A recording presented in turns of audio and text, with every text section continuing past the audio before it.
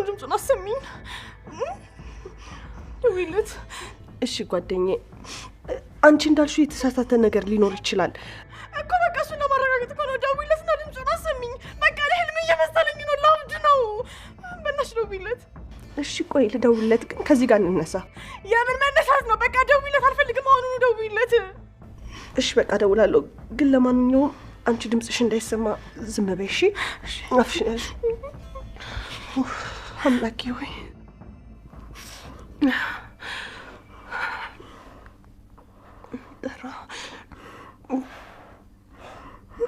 ሄሎ ሄሎ፣ የኔ ቆንጆ እንዴት ነሽ? ዛሬ ምን ተገኘ? ጭራሽ ራስሽ ደወልሽ? የኔ ቆንጆ መቼም ልታገኘኝ ተስማምተሽ ነው አይደል?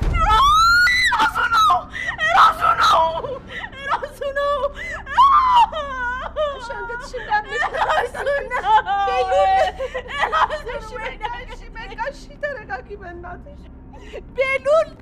እሺ በቃሽ ተረጋጊ። ራሱ ነው ለአብድ ነው ሊዛ። ተረጋጊ። ኑኑ ምንድን ነው የምንፈለግሽ? ስልኬን ጥዬ መጥቼ ነው። አንድ ስልክ ታስደውኛለሽ? አይ ስልክ የለኝም። ያሹ ስልክ አይደል እንዴ? በቃ ማስደወል አልፈለኩማ፣ ለዛ ነው። እባክሽ እኔ ወንጀል ሊሰራበት ወይም ደግሞ ይዤ ልሮጥ አይደለም። አንዴ በቃ ለመጀመሪያ ለመጨረሻም ጊዜ አንድ ጊዜ ብቻ አስደውኝ። ለምን እኔን ትጠይቅኛለሽ? ጓደኛሽ አለች አይደል እንዴ? እሷ አታስደውልሽም ወይስ ከእሷ የተደበቀ ነገር ነው? ከእሷ የተደበቀ ነገር ሆኖ አይደለም እንዴ? በቃ ሴት አይደለሽ እንዴ? ለምን አትረጂኝ? በቃ አንድ ጊዜ ብቻ እኮ ነው። እሺ በቃ ግን እዚሁ እየሰሙሽ ነው የምትደውሉ? እሺ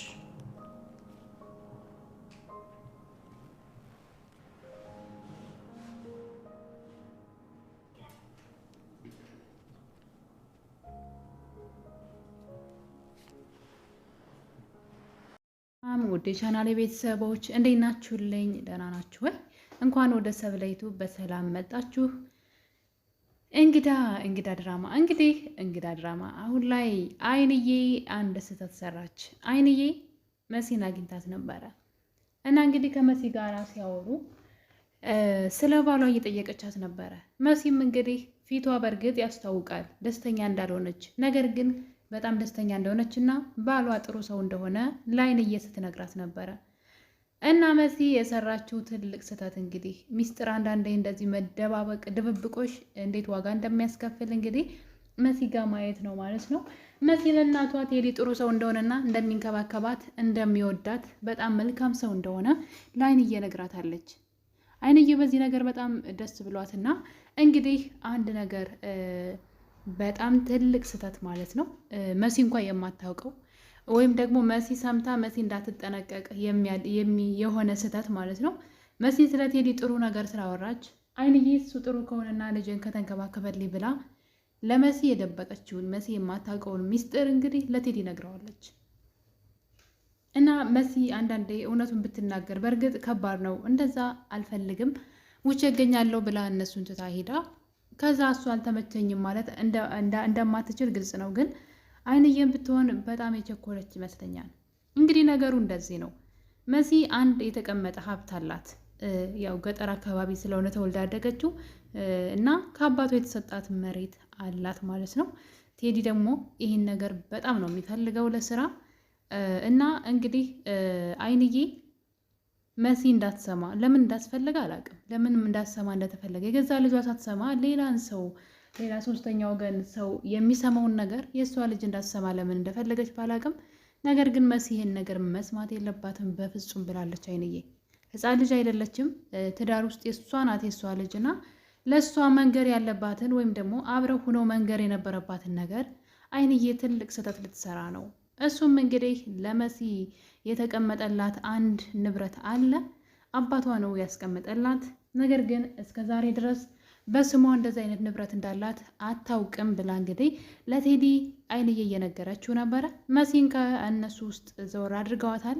እሱን ብቻውን ነው ማውራው ብላ ማለት ነው። እና እንግዲህ ታዲያ ለምን የቤት ሰራተኛ ሆነች ብሎ እንግዲህ ቴዲም መጠየቅ ይጀምራል። አታን አይደለም ተቸግረን አይደለም ሰራተኛ የሆነችው፣ ግን ጉልበቱና የሚሰራልን ሰው ስለሌለ ነው።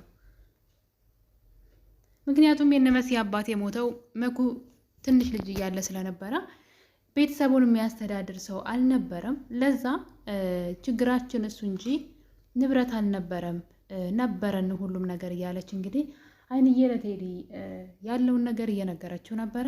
ቴዲም እንግዲህ መሲ እና እንደዚህ አይነት ንብረት አላት እያሉ ነው ብሎ በውስጡ እንዴት ነው ነገሮች እንደዚህ የሚገጣጥሙት? በጣም ይገርማል፣ በጣም አሪፍ እያለ እንግዲህ ቀጣይ እቅዱን እያመቻቸ ይገኛል ማለት ነው።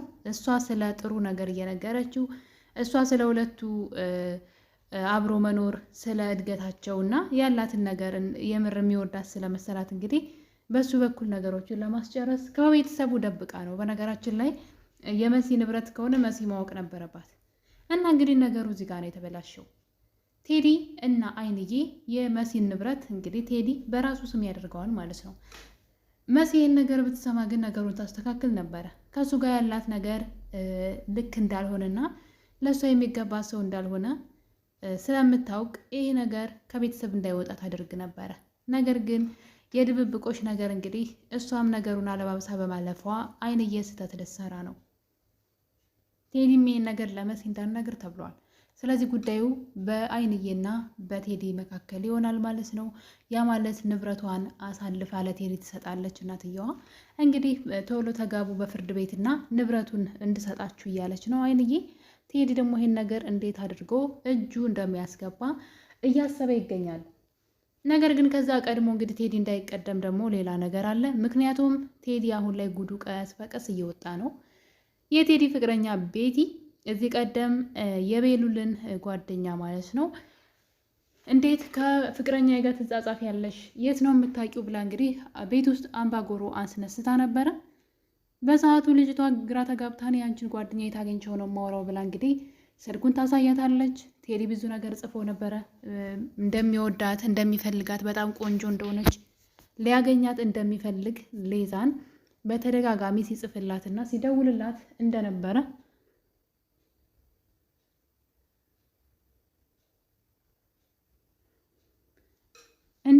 እንግዲህ የሚያሳዩ ጽሁፎችን አግኝታለች ማለት ነው። በዛ የተነሳ እንግዲህ ቤቱን እየቀወጠችው ትገኛለች። እንዴት ከሱ ጋር ታወሪያለሽ? የት ነው የምትተዋወቂው? ብላ እንግዲህ ልጅቷ ጋር ጸብ ጀምረዋል። በዛ የተነሳ እንግዲህ ያንቺን የምትይውን ሰው አላውቀውም ቢያንስ እሺ አሳይ ብላ እንግዲህ የቴዲን ቁጥርና የተጻጻፉትን ነገር አሳይታታለች።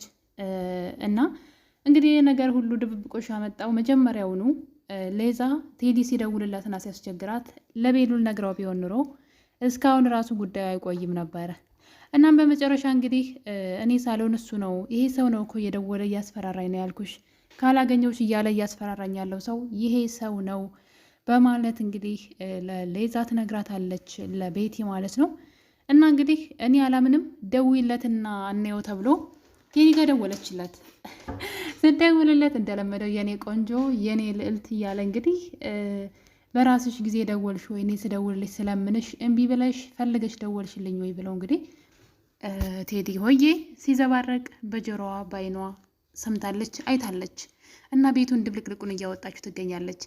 እሷ ገና ጉዷን መቻወቀች። ጭራሽ ሚስት አግብቶ ቤት ውስጥ መሲ፣ ለዛውም ጌጣጌጧን እጇ ላይ አድርጋ ያየቻት መሲ የእሱ ሚስት መሆኗን ያወቀች ቀን ደግሞ እራሷን ታጠፋለች ማለት ነው።